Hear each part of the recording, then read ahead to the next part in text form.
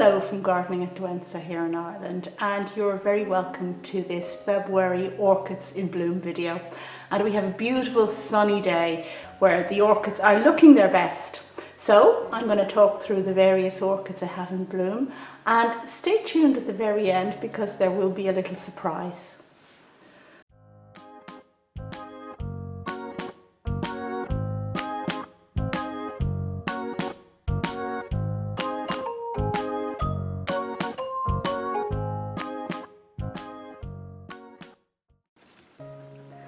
And we're going to start off the video by having a closer look at some of the Oncidiums. And this one here is Painter Tropical Jungle, which I've had for 3 years, and a real beauty it is. Here we can see a close-up of those absolutely beautiful flowers, and there's a lot of intricacy to the various markings that go into it. There's brown and yellow and white, and I think that's about it in it, but it looks really gorgeous on top of the green stems. Over here you can see how some of the flowers are yellow at certain stages in their development. This one here, the white bits are completely yellow, and this one a little bit further down, the front bit, the front petal or babe as I like to call it, is white, but the tips of the remaining petals are yellow. So basically it's a no-nonsense, easy grow Oncidium that flowers repeatedly each year without much fuss. You just get the light and watering and I guess the feed right, and it just rewards you, and that's the kind of plant I love. And next up we have Oncidium Honeybee, who you saw last time, and it shouldn't really make the cut this time because, as you can see, one of its spikes has completely gone over. But I wanted to show you it again because I've come to realize that this plant has the most delightful smell. It's not very obtrusive, but it's definitely there, and very spring, very fresh, very lovely.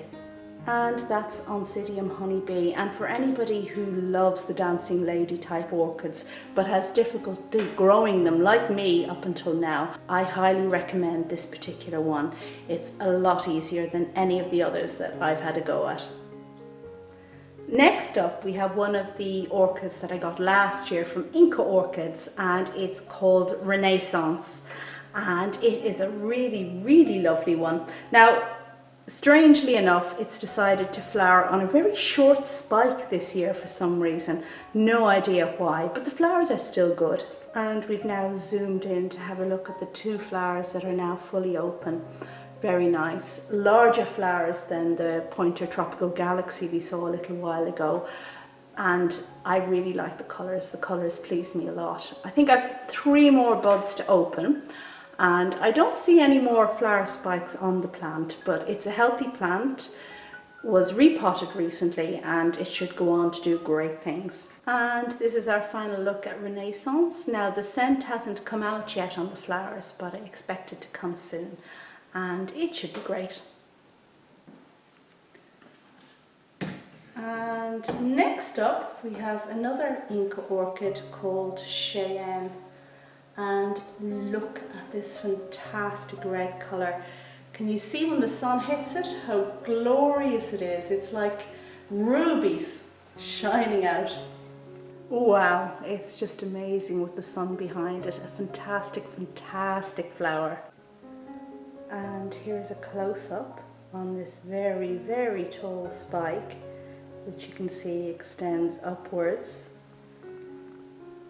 Taking a look at the plant here, you can see it's quite healthy, quite vigorous, but the spikes had a bit of an accident because originally there were 3 spikes and somehow I managed to break off 2 of them. There's one.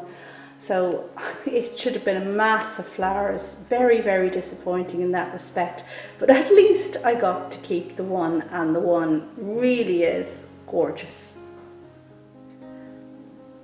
And the last Oncidium I want to show you today is one that you saw in the last blooms update, and it had a big spike at that stage that has finished and gone over, but it does have a second spike with just 1 solitary flower on it.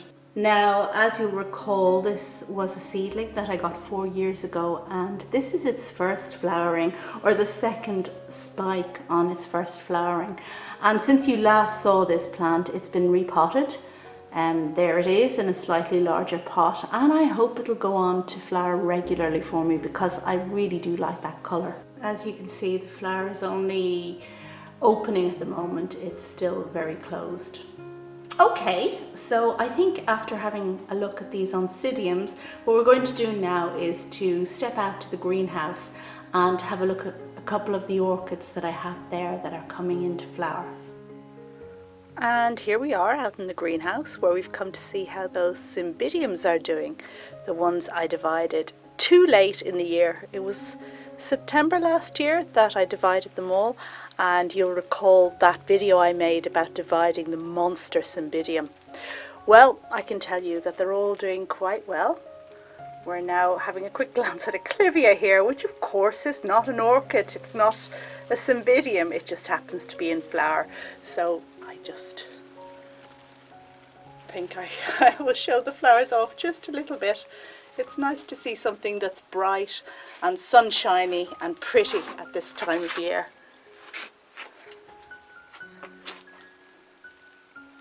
It's gorgeous, isn't it? And we have another spike, at least one more spike coming up here. But that's not what we've come out here to the greenhouse to look at. We've come to look at the Cymbidiums.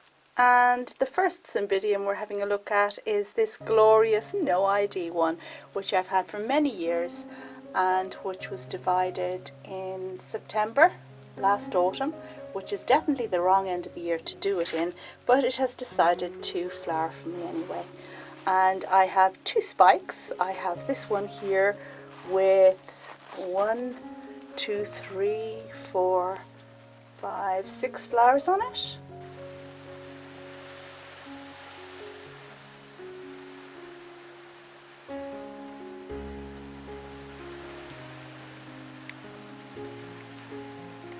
We also have this new growth, which is a flower spike and is just about to open. We can even see the buds in there, so that's yet to come.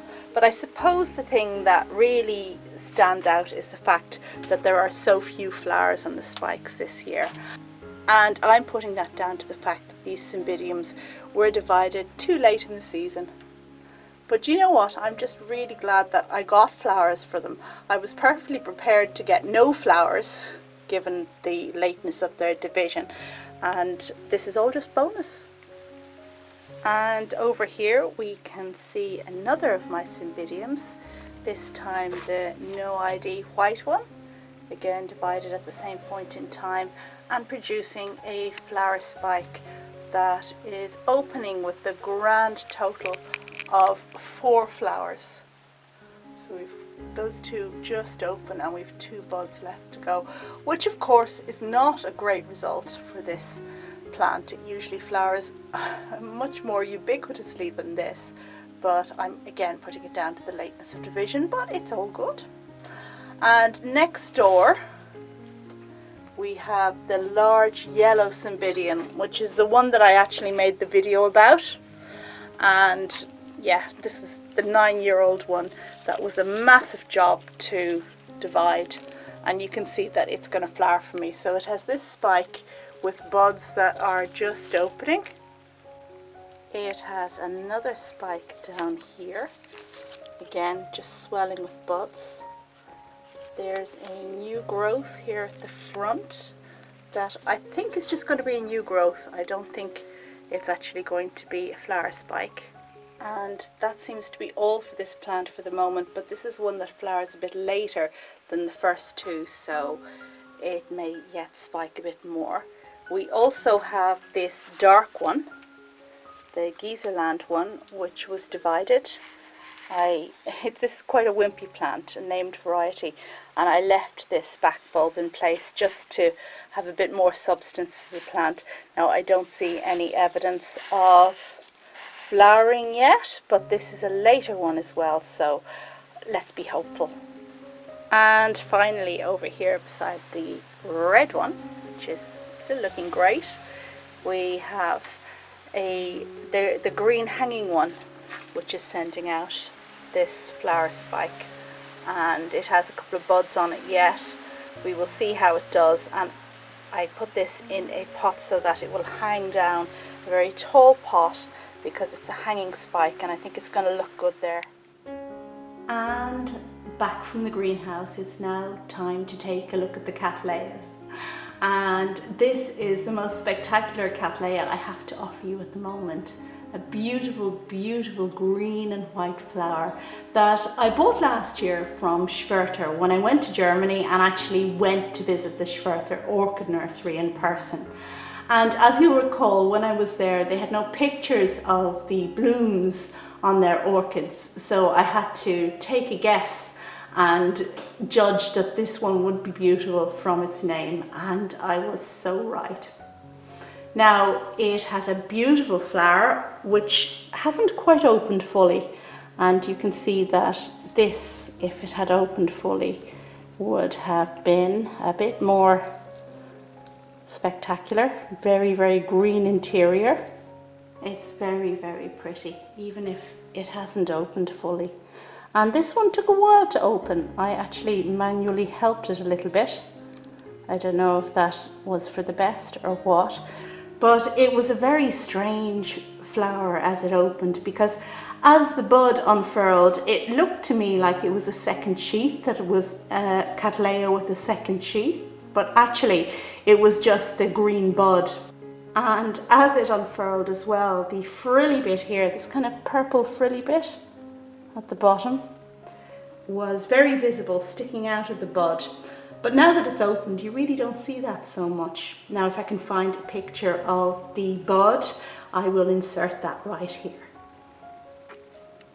Now, this spike did gift me with 2 buds, but the second bud, the one that you don't see, actually got twisted in the inside and browned and died off. And I think what happened really was that I had this plant orientated badly, so the bud kind of turned towards the light and killed off the other one in the process. So next time, hopefully, I'll succeed better with it. I'm loving how the uppermost sepal hasn't curled back at all and hasn't browned at all, and the way it has an echo of green on the on its main body, and the other 2 down below, also an echo of green. So I think it's a very, very attractive plant. Oh, and it's scented as well. Not very strongly scented, but Cattleya scented enough. Definitely worth a place in my collection. And now, just to give you an idea of a little and large effect, we have the other Cattleya put in beside it that is also in flower, Cattleya alliance. And you can see how big the flower on the green one is. Now, this little Cattleya is just going over at this stage. It's lost the vibrancy in some of its flowers, but don't worry, I took a bit of footage a bit earlier when it was looking really good, so let's have a look at that now. And today we're back to have a look at this wonderful Cattleya that I showed you last time around, and it's now in full flower. You thought we were here to see the primrose behind, didn't you? Which is pretty nice. But this is an orchid video, and we can see how this glorious plant is now in full flower, and how small it is, such a cutie. I was talking last time about how I've had this plant for several years, but it's only now that it's decided to flower.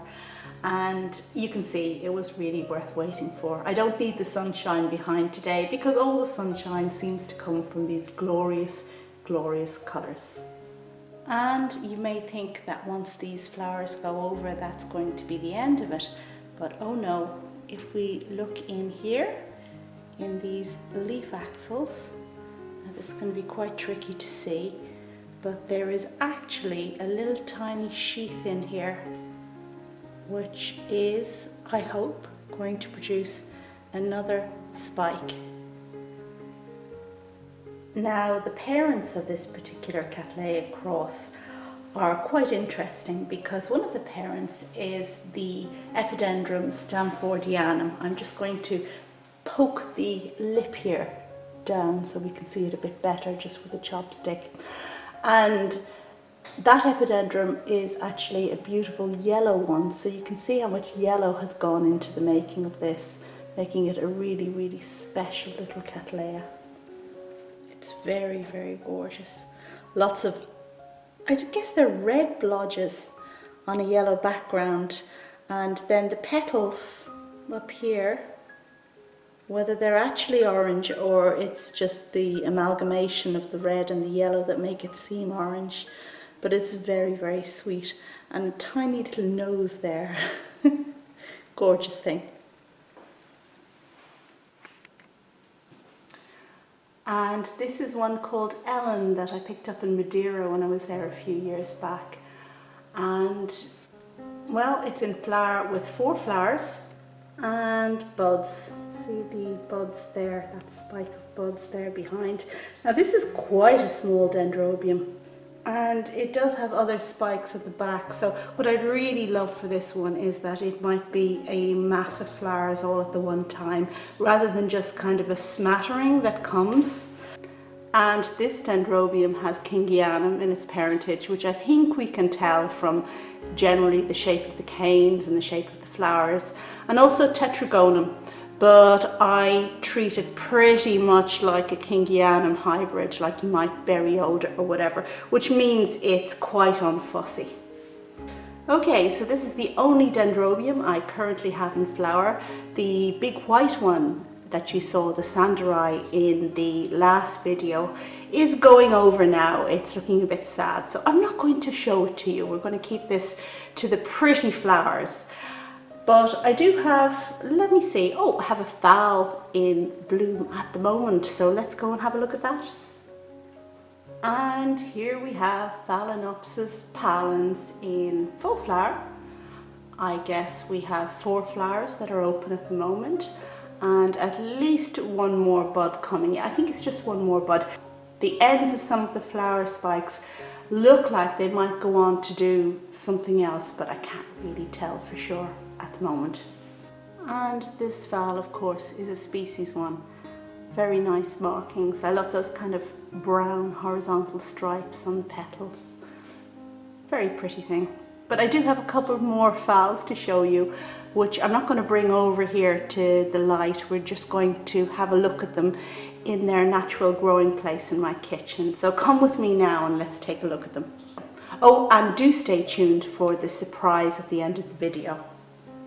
And here we are over on the west side of my kitchen, where I have some phals in bloom, and they are hybrids and they are white, but they're very, very pretty.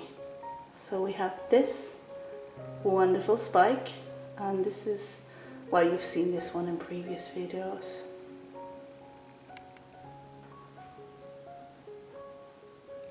And this one here on top, which is the cakey one. And then, breaking news, we have Elegant Peach, which is just opening with a few buds, and this flower, which is halfway open.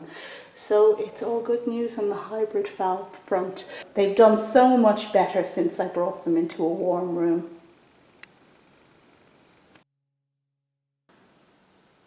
And here we are, it's my Osmoglossum, which has opened a beautiful, beautiful spike at the moment, and is producing a very nice fragrance. Not terribly strong, but very, very pleasant. And aren't these the funniest little flowers you ever saw? Looking at this now, I wouldn't think that was an orchid at all. I think I wouldn't know what it was, but it doesn't say orchid to me. It's a really sweet little thing.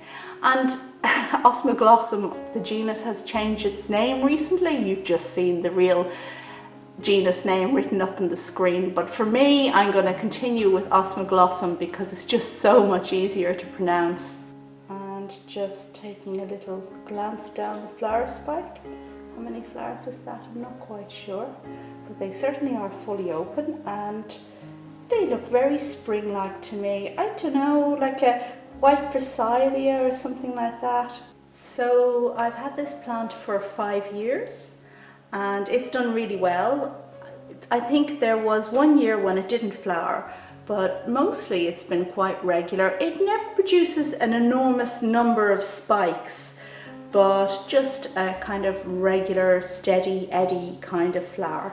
Now, the only disadvantage, I would say, is that the spike is very, very slender. And if we just have a look at it there, the spike that this comes down on, and you can see it's bending double, and it really needs to be staked. But how could you have a stake that was thin enough to not just look really clumsy against such a thin spike? So I tend to let it hang down, and of course there's a danger of breaking or somebody knocking it, but I think there's a certain elegance to the droopiness.